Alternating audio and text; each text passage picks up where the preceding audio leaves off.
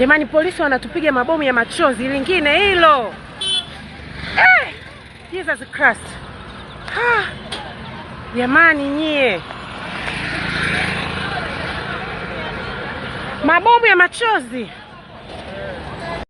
Habari gani Mwanakyeo TV, kama ni mara yako ya kwanza, tafadhali subscribe na turn on notification. Karibu katika ulimwengu wa siasa. Jina langu ni Mwanakyeo TV.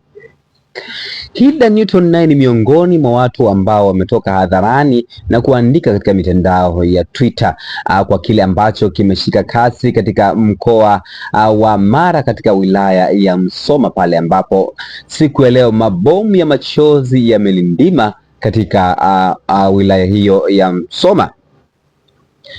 Hilda Newton ameandika ujumbe ufuatao, anasema breaking news, jeshi la polisi Musoma mjini limepiga mabomu ya machozi nje ya kanisa la Katoliki wakati wa ibada inaendelea.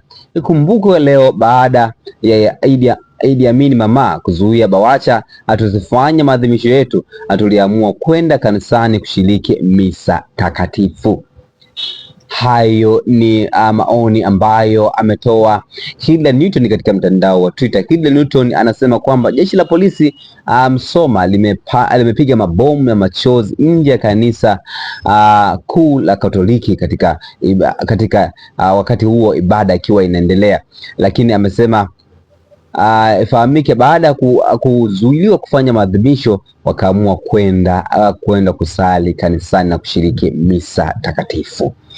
Una maoni gani kwa hichi ambacho ameandika Hilda Newton? Tafadhali shusha maoni yako katika sehemu ya comment section. Jina langu ni Mwanakyeo TV. Nitakuja kupitia maoni yako hapo katika sehemu ya comment section nione una mtazamo gani kwa hichi ambacho Hilda Newton ameandika katika mtandao wa Twitter. Tunataka tujao katika masuala ya kisiasa. Bye bye.